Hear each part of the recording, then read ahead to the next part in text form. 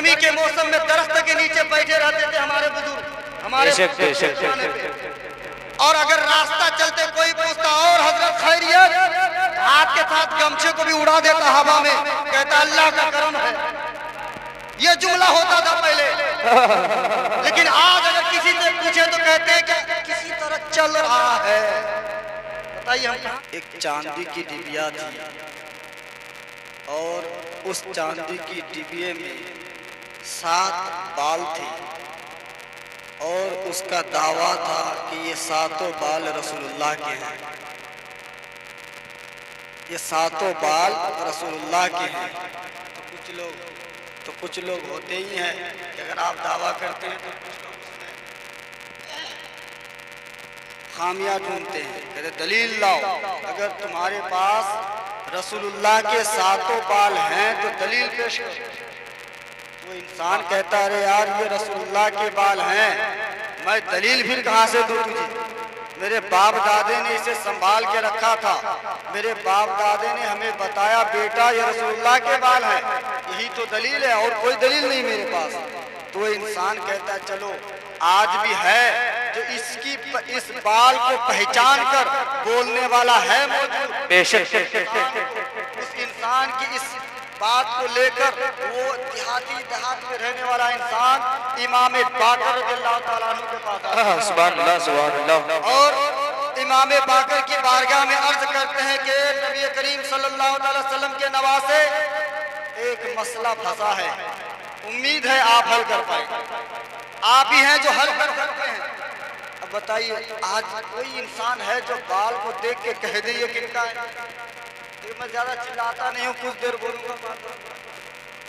आज दुनिया में कोई इंसान है जो बाल देख के कह दे ये किसका है? चौधरी का है, मलिक का है, मंत्री का है, मुखिया का है, मौलवी का है, किनका है? कोई नहीं कह सकता। लेकिन वो इंसान सवाल कर रहा है वहां पर, तो पता चला कि वो जानते थे कि मैं सवाल उस दर पे कर रहा हूँ जिसके घर में अल्लाह ने कुरान नाज़िल फरमाया। बेशक इमाम बाकर फरमाते ठीक है, उस आदमी को चांदी की डिबिया के साथ बुला कर ले आओ। तो वो जाते हैं, फिर उसे लेकर आते हैं और इमाम बाकर अपने तमाम मुरीदों के साथ बैठे थे महफिल में, और महफिल में वो चांदी की डिबिया पेश करते हैं। तो इमाम बाकर डिबिया को खोलकर बाल को देखते हैं और देखने के बाद 3 बाल को एक तरफ करते हैं और 4 बाल को एक तरफ करते हैं और हुक्म देते हैं कि मेरे चाहने वालों ए मुरीदों, मेरे नाना जान पे दुरूद और सलाम तो जरा पढ़ो। इसलिए कि इन 7 बालों में से ये 4 बाल मेरे नाना के हैं और ये 4 बाल किसी और के हैं। बेशक सुभान अल्लाह, सुभान अल्लाह। तमाम मुरीद जितने बैठे थे सब रसूलुल्लाह पे दुरूद और सलाम पढ़ने लगे।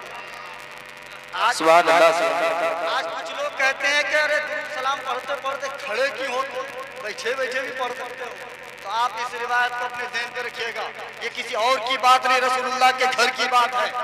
इमाम बाकर फरमाते हैं मेरे चाहने वालों, मेरे नाना जान पे दुरूद और सलाम तो पढ़ो। तमाम लोग दुरूद और सलाम पढ़ने लगे, दुरूद पढ़ते पढ़ते झूमने लगे और इधर 4 बाल जो रसूलुल्लाह के थे ये भी हिलने लगे। वाह, बेशक बेशक सुभान अल्लाह। ये चारों के चारों बाल हिलने लगे। जैसे बालों को हिलता देखा तमाम मुरीद दुरूद पढ़ते पढ़ते खड़े हो गए। सुभान अल्लाह, सुभान अल्लाह। इतने में चारों के चारों बाल भी खड़े हो जाते। सुभान अल्लाह, सुभान अल्लाह, माशाअल्लाह। बताइए हमें दलील तो मिल गई, हम खड़े क्यों ना हो? आज लोग आवाज उठाते हैं खड़े क्यों होते हो? कहाँ लिखा है? अरे किताब में लिखा है तुम्हारी निगाहें कमजोर है, अपने आंखों का ऑपरेशन करो। तो बहरहाल कहने का मकसद ये था कि जब हम दुरूद पढ़ते हैं तो हमारे जिस्म में, हमारे जिंदगी में रौनक आ जाती है। बेशक सुभान अल्लाह। तो दुरूद पढ़ने का जो हमारा मियार है, जो तरीका है, उसको हमें थोड़ा आगे बढ़ाना चाहिए। बेशक हमारे आका, देखिए जिक्र 2 तरह की होती है, एक खामोशी के साथ, एक आवाज के साथ। हमारे आका नबी करीम सल्लल्लाहु अलैहि वसल्लम मस्जिद नबवी से निकले तो उम्र फारूक को देखा कि एक जगह पे बैठकर बिल्कुल आराम से दिल में अल्लाह की तस्बीह बयां कर, तो हमारे आका फरमाते हैं मुझे फारूक इतने नरम आवाज से, इतनी धीमी आवाज से तुम अल्लाह का जिक्र कर रहे हो? तो मेरे फारूक जवाब देते हैं या रसूल अल्लाह, अल्लाह रब्बुल आलमीन के दिल के हालात तो फिर बुलंद आवाज से पढ़ने की क्या जरूरत? हमारे आका फरमाते ठीक है उमर, तू लगा रहा अपने काम पे। फिर आगे बढ़े, कुछ दूर के बाद मौला अली एक जगह पे बैठे हुए नजर आए, अल्लाह का नाम ले रहे, बुलंद आवाज से एकदम रोप में आकर अल्लाह अल्लाह की रट लगा रहे हैं। तो हमारे आका फरमाते हैं अली इतना बुलंद आवाज आखिर वजह क्या है? अल्लाह तो दिल के हाल को जान लेता है, फिर तू इतना बुलंद आवाज क्यों निकाल रहा है? तो मौला अली फरमाते या रसूल अल्लाह, वजह यह है कि अल्लाह तो दिल के हालात को जानता है, लेकिन यहाँ मैं बुलंद आवाज से इसलिए पढ़ रहा हूँ ताकि जो अल्लाह के नाम से नफरत करने वाले हैं, जो अल्लाह के जिक्र से जलने वाले हैं, वो और जल जाए, इधर मेरा काम भी बन जाए। सुभान अल्लाह, सुभान अल्लाह, माशाअल्लाह। तो हम अगर अल्लाह नबी की महफिल में बैठे हैं और नबी का जिक्र ही अल्लाह का जिक्र, हमें दुरूद पढ़ने में तेवर दिखाना चाहिए। ये नहीं कि सिर्फ माइक में पढ़े तो समझ में आए कि नहीं दुरूद पढ़ा जाएगा, नीचे से भी आवाज आनी चाहिए। एक मर्तबा बुलंद आवाज से दुरूद शरीफ है, अल्लाहुम्मा सल्ली अला सय्यिदना मौलाना मुहम्मद बारिक सल्लल्लाहु अलैहि या रसूलल्लाह या नबी सल्लल्लाहु तआला अलैहि वसल्लम अल्फ अल्फ मर्रतिन सल्लल्लाहु तआला अलैहि वसल्लम। तो हमारे जामिया के बच्चे जब नात पढ़ रहे थे और हमारे शाहकार तरन्नुम जनाब शाहिद असगर साहब ये जो नात पढ़ रहे थे, हम मिसरे पे हम तवज्जो दिए कुछ देर, तो ऐसा लग रहा था कि यही तवज्जो आपके अंदर आती तो शायद आंखों से आंसू बहते। देखिए आज हम हजारों हदीसें सुन लेते हैं, अमल में नहीं ला सकते, आता ही नहीं, मुझे क्या आदत बढ़ गई है। इमाम गजाली फरमाते हैं कि मैं अपने साथ अपने हमरा एक साथी को लेकर एक प्रोग्राम में गया, तवज्जो दीजिएगा, इरशाद हो। इमाम गजाली फरमाते कि मैं एक प्रोग्राम में गया, एक मजलिस में गए अपने साथ एक साथी को लेकर।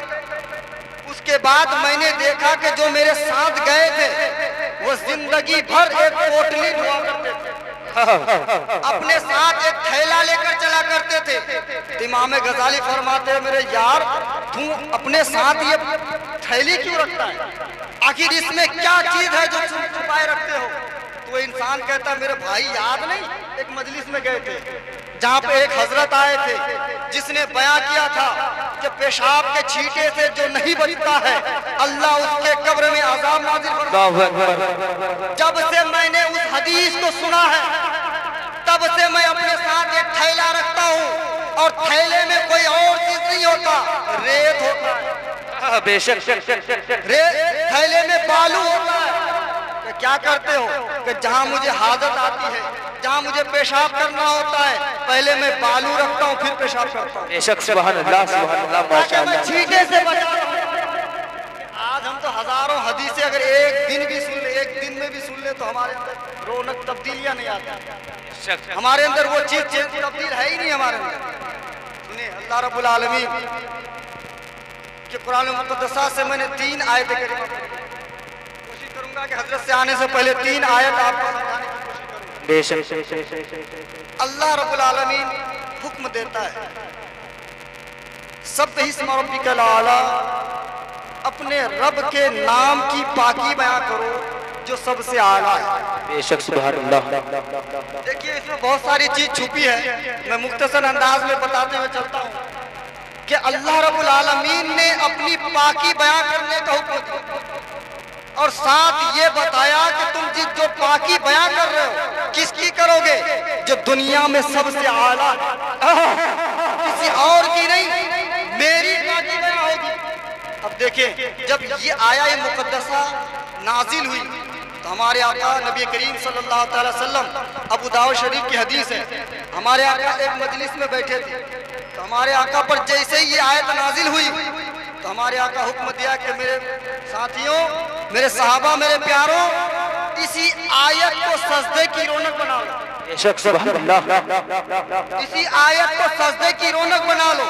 यानी जब हम नमाज पढ़ते हैं तो इसी आयत को पढ़ा करते हैं। आज भी वही मामूल है।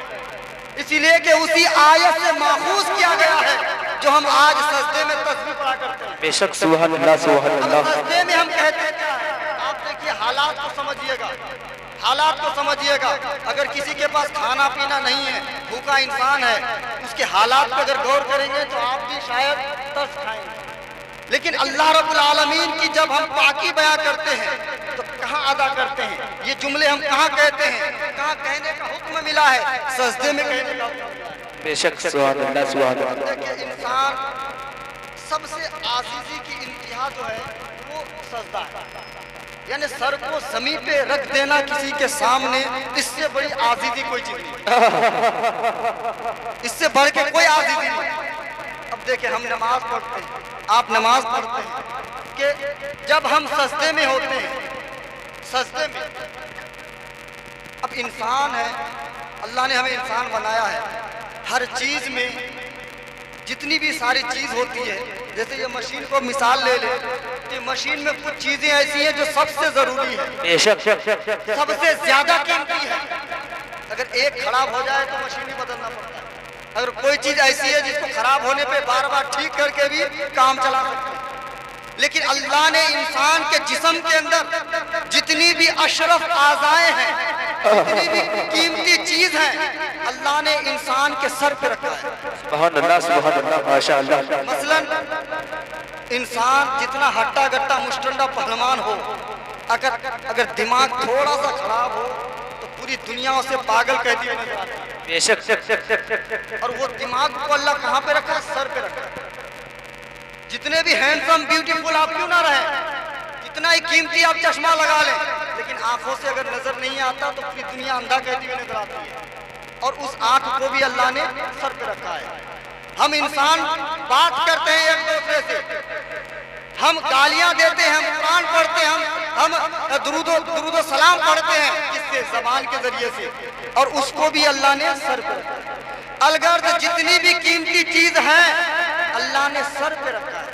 और जब हम नमाज पढ़ रहे होते हैं तो हालत क्या होती है कि वही सर मालिक के दर पे होता है, वही सर मालिक के दर पे होता है। नाक को जमीन पे रगड़ते हैं, पेशानी को जमीन पे रगड़ते हैं और कहते हैं मौला तू सबसे बड़ा है। बेशक सुभान अल्लाह सुभान अल्लाह माशाअल्लाह। मौला तू सबसे बड़ा है। आप और हम खुद फैसला करें। आज हम लोग भी है ना, विचार में पंचायती में जाते हैं तो सबसे ज्यादा बोलने की कोशिश करते हैं, और इरादा ये होता है कि हम जो बोलते हैं वही बात सब मान जाए। ऐसा होता है कि नहीं? यही होता है।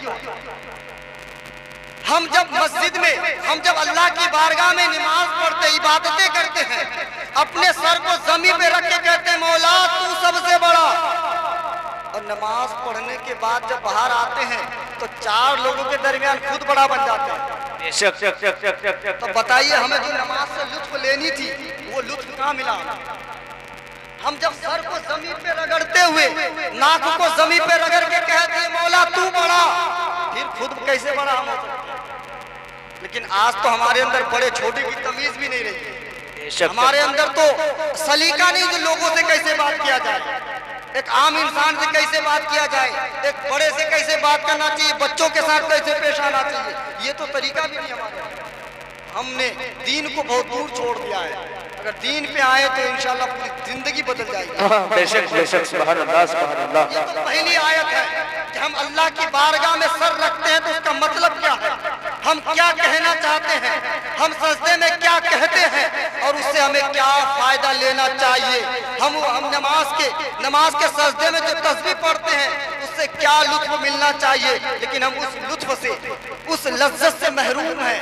अब दूसरी आयत देखें। अब कोई भी क्वेश्चन कर सकता है। हम अगर इनमें से किसी को कहें कि आप मेरे बारे में फला जगह जाइए और तस्करा कीजिए, तो आप भी कहेंगे हम क्यों आपका तस्करा करें। हम अगर किसी को कहें फला काम मेरा करो, तो आप कह सकते हैं कि मैं क्यों करूं तुम्हारा काम तुम्हारा तुम जान, अपना अपना काम खुद करो। जैसे अल्लाह ने हमें हुक्म दिया कि मेरी पाकी बयां कर, इसलिए कि मैं आला हूँ। अब अगर कोई इंसान, कोई फिक्र में अगर ये सवाल पैदा हो कि यार अल्लाह का जिक्र हम क्यों करें, अल्लाह की तस्बीह हम क्यों बयां करें, तो आगे अल्लाह यही पे जवाब देता है, अल्लज़ी खलक़ा, ए इंसान तू मेरी पाकी क्यों नहीं बयां करेगा, मेरी तस्बीह तू क्यों नहीं पढ़ेगा? पढ़ना पड़ेगा, इसलिए कि मैंने तुझे बनाया है। सुभान अल्लाह माशाअल्लाह। मैंने तुझे बनाया है। आज छोटा सा आम इंसान भी समझ सकता है कि पूरी दुनिया कहती है कि जितनी भी खिदमतें क्यों ना कर लो माँ बाप की, माँ बाप का कोई हक अदा नहीं कर सकता, कोई भी नहीं कर सकता, चाहे जिंदगी भर कांधे पे उठाए रखे माँ बाप को, लेकिन माँ का हक कोई नहीं अदा कर सकता।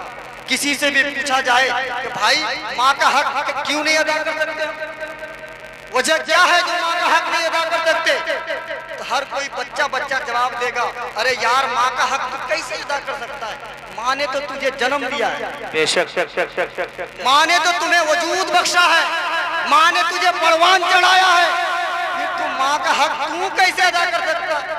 अब बताइए, जब हम माँ का हक अदा ना कर सके तो अल्लाह का हक कैसे अदा कर? सुभान अल्लाह माशाअल्लाह। हमसे एक माँ का हक अदा नहीं हो सकता जिसने हमें जन्म दिया है, तो उस रब्बुल आलमीन का हक कैसे अदा करेंगे जिसने हमें बनाया है? बेशक सुभान अल्लाह। हम तो आज समझदार होके भी ना समझ बने बैठे हैं। अब देखिए, सिर्फ अल्लाह ने जो कहा कि मैंने तुझे बनाया, सिर्फ बनाया नहीं, बनाना होता फिर उसको संवारना होता है। अल्लाह कहता है अल्लज़ी खलक़ा फसव्वाका, इंसान मैंने तुझे बनाया भी है, तुझे संवारा भी है। मिसाल के तौर पे अल्लाह आपको एकदम अच्छी खासी सेहत देता, कोई परेशानी नहीं, एक पैर का साइज छोटा होता, पूरी दुनिया आपको नंगड़ा कहता, अपाहिज कहता, पूरी दुनिया आपको गलत निगाह से देखता। अब बताइए, अल्लाह ने संवारा भी है, ऐसे नहीं छोड़ा। अल्लाह अगर दो आंख के दरमियान, दो आंखों में से एक आंख की साइज को बड़ी कर देता, एक आंख को छोटी कर देता, पूरी दुनिया हमें टेढ़िया कहता, पता नहीं क्या कहते हमारे लोग, टेढ़ुआ कहते, सब टेढ़ा कहता। लेकिन अल्लाह ने हमें बना के छोड़ा नहीं, संवारा भी है। तो अल्लाह का इतने सारे एहसानात होने के बावजूद हम अल्लाह का नाम लेने वाले नहीं। तभी तो अल्लाह ने कहा इन्नल इंसाना लिरब्बिही लकनूत, बेशक इंसान अपने रब का नाशुक्र बना। बेशक आज हम अल्लाह का शुक्र अदा करना भी गवारा नहीं करते। एक जमाने में एक बादशाह गुजरा है, बहुत बड़े बादशाह है, जिनकी हुकूमत पूरी दुनिया में थी, जिसका नाम था आसिस। तो उनको एक बीमारी हुई, और बीमारी ये थी कि वो अपनी आंख को अपनी मर्जी से नहीं खोल पाता। बराबर बीमारी थी, अपनी आंख को अपनी मर्जी से नहीं खोल पाता। हकीम आते, रात में आंख को बंद करते, सुबह फिर हकीम आते, आंख को खोलते, तब हुकूमत चलती थी। तो उनके वजीरों ने कहा कि ए बादशाह, ये जो आपको एक बीमारी है, अगर कोई आपकी बीमारी को ठीक कर दे तो आप क्या इनाम देंगे,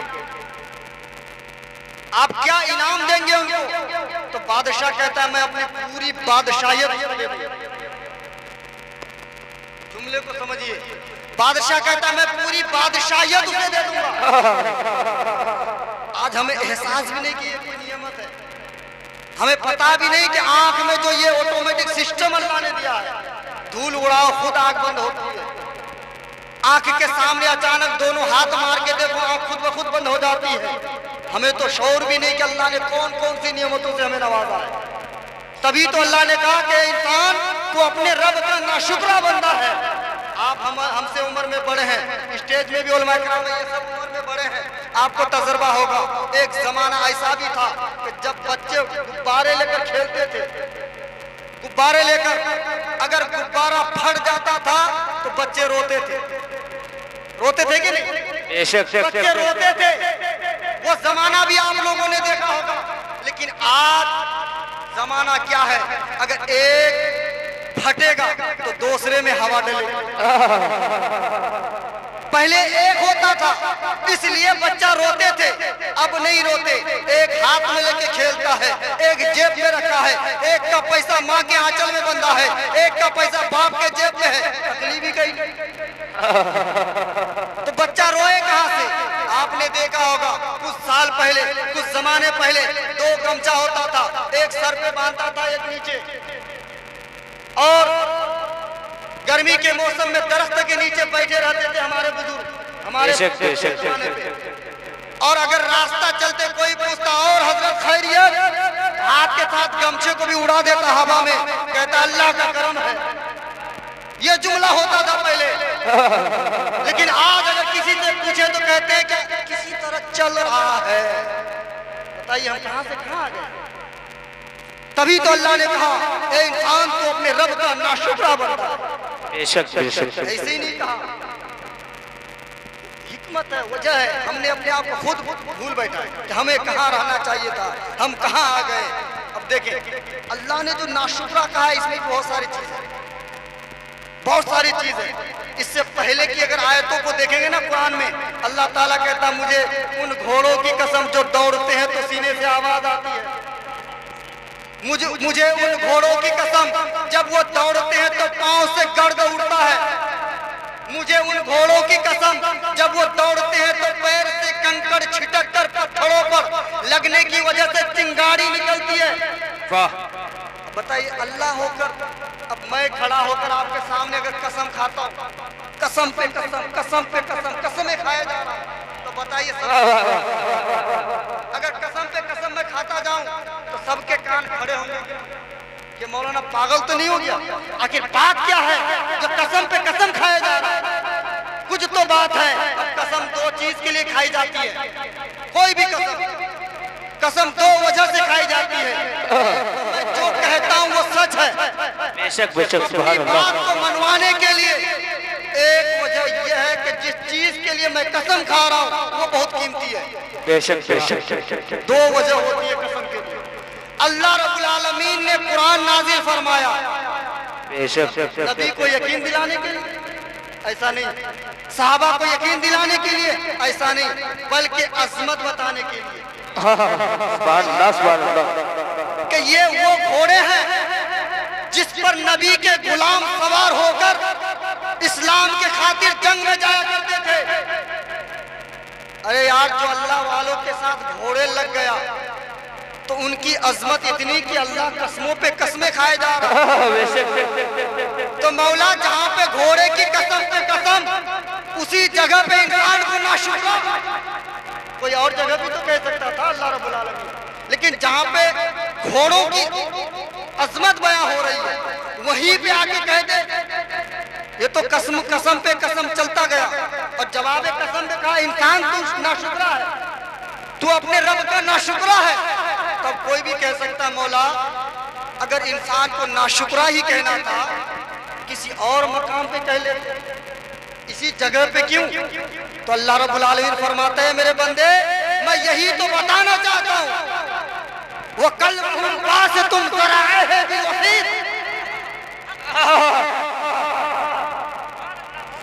सुभान अल्लाह माशाअल्लाह। अल्लाह कहता है तुम घोड़ों पे फंसे हो, मैं तो कुत्ते की बात करूंगा कुरान में। वो कुत्ते जो साहब कहब के थे जो गार के मुंह पे पैर फैला के बैठा। बेशक तो अल्लाह तो कुरान में कुत्ते के बैठने के स्टाइल को बयान कर रहा है। लोगों ने कहा मौला ये कुत्ते की स्टाइल की बात हो रही है, ये गधों की बात हो रही है, ये घोड़ों की कसम हो रही है, लेकिन जब इंसान की बात आई तो नाशुक्रा वजह क्या है? तो अल्लाह कहता है सुनो, जो अल्लाह वालों के साथ लग जाता है वो कोई आम नहीं होता, उसकी भी मैं माशाअल्लाह माशाअल्लाह। लेकिन आज होता क्या है, ना अल्लाह वालों की ताजीम, ना उलमाओं की ताजीम, ना हुफाज कराम की ताजीम, तो हम रहे कहाँ? हम तो कचड़े के डब्बे में चले गए। अब देखें, अब इंसान कहता है यार अल्लाह हिदायत दे तो मैं करूं, अल्लाह मुझे तौफीक नहीं देता जो मैं मस्जिद जाऊं, अल्लाह मुझे अकल ही नहीं दिया इतनी कि मैं नमाज सीखने की कोशिश करूं। हो सकता है कुछ लोग ये कहते हैं कि अल्लाह अगर हिदायत दे तो मैं मस्जिद जाऊं, अल्लाह हिदायत दे तो मैं माँ के कदम दबाऊं, अल्लाह हिदायत दे तो मैं बाप का कहना मानूं। कह सकता है, लेकिन कुरान में अल्लाह कहता है सब्बिहिस्मा रब्बिकल आला अल्लज़ी खलक़ फसव्वा वल्लज़ी क़द्दर फहदा। ए इंसान, हमने तो हर किसी को हिदायत दी। बेशक सुभान अल्लाह सुभान अल्लाह। अब आप कह दे कि हिदायत नहीं है, हम कह दे कि अल्लाह तौफीक दे तो मैं मस्जिद जाऊं। अल्लाह कह रहा मैंने हिदायत दे रखा है। तो अल्लाह कहता है अल्लज़ी क़द्दर फ़हदा, हमने हर किसी के अंदर हिदायत रखी। बेशक। बताइए यार, हम माँ को तकलीफ देते हैं, हमें पता नहीं होता गलत है कि सही है? बोल के सुने तो सुभान अल्लाह सुभान अल्लाह सुभान अल्लाह माशाअल्लाह। हाँ हूँ में भी जवाब दे कि अगर हम माँ बाप पर बीबी के कहने की वजह से बीबी ने कान में फुसफुसा कर ऐसा चढ़ा दिया कि बीबी के बात पे आके माँ बाप के लिए हाथ उठाते हैं, अच्छी बात है। जब हम जानते हैं गलत है तो करते क्यों? अब फिर हम कैसे कह देंगे अल्लाह हिदायत नहीं दे? हम 4 लोगों को लड़ाने के लिए झूठ बोलते हैं, हमें पता नहीं होता झूठ गलत है, फिर भी बोलते हैं। हमें पता नहीं कि रिश्वत लेना हराम है, फिर भी लेते हैं। हमें पता नहीं कि अल्लाह ने सूद को हराम करार दिया है, फिर भी हम सूद में घुसे। हम तो सब जानते हैं, अल्लाह ने तो इतनी अकल दी है कि हम पता कर समझ सकते हैं क्या गलत और क्या सही है। बेशक। अब ये समझ सकते कैसे हैं? हदीस सुने, हमारे नबी करीम सल्लल्लाहु अलैहि वसल्लम की महफिल सजी है, एक सहाबा आते हैं और बैठ जाते हैं। हमारे यहाँ कहते हैं मेरे प्यारे वहाँ तेरी जगह नहीं है, तू और करीब आ जा। वो सहाबा वहाँ से उठते हैं और करीब आके बैठने की कोशिश करते हैं। मेरे आका फरमाते हैं वहाँ भी तू ना बैठ और करीब आ जा। करीब आते आते इतने करीब आकर बैठे कि नबी के और सहाबी के घुटने से घुटना मिल गया। सुभान अल्लाह माशाअल्लाह। अब हमारे आका फरमाते हैं ए मेरे प्यारे, तुम एक सवाल लेकर आए हो, तुम पूछोगे या मैं बता दूं? सवाल तेरे सीने में है, तुम अपने दिल में सवाल लेकर आए हो, तुम पूछना चाहते हो कि मैं पहले बता दूं? तो हमारे आका फरमाते या रसूल अल्लाह, अगर आप बता दे तो कमाल हो जाए। आप बताएं तो, आप अगर बता दे तो कमाल हो जाए। तो हमारे आका फरमाते हैं ए मेरे प्यारे गुलाम, तू ये पूछने आया है कि क्या अच्छा है क्या बुरा है। हम नहीं समझ पाते, गलती कर देते हैं, पता चलता बाद में कहते हमें पता ही नहीं, चलो गलती हो गई। अल्लाह के नबी के सामने कौन सा किनके सवाल, किनके सहाबा के लोगों के, नबी का जवाब सुने। नबी फरमाते हैं कि इस सवाल का जवाब यह है मेरे प्यारे। तो हमारे आका ज़बान से नहीं बता रहे हैं, जवाब भी देखिए कितना अनूठा है। ज़बान चलाने की भी जरूरत नहीं कि आपको मैं समझाऊं, ज़बान से 1 घंटे तकरीर करूं, इस पर 10 मिनट आपके सामने बोलूं, तब आप समझेगा। इसी हमारे आका की ज़बान खामोश है। हाथ की 3 उंगली लेते हैं और उस सहाबा के बाएं जानिब सीने पे मारते हैं और कहते हैं ए मेरे प्यारे, जब तुम्हें परेशान हो, परेशानी आ जाए कि ये सही है कि ये सही है, ये गलत है कि ये सही है, ये अच्छा है कि ये बुरा है, तो तुम अपने दिल से पूछना, ये दिल तुम्हें बता देगा कि क्या सही है क्या गलत है। सुभान अल्लाह माशाअल्लाह। दिल भी नाम की कोई चीज है। हम अगर झूठ बोलते हैं तो दिल कहता है ए मौलाना झूठ बोलता है, मौलाना हो, दिल कह देता है।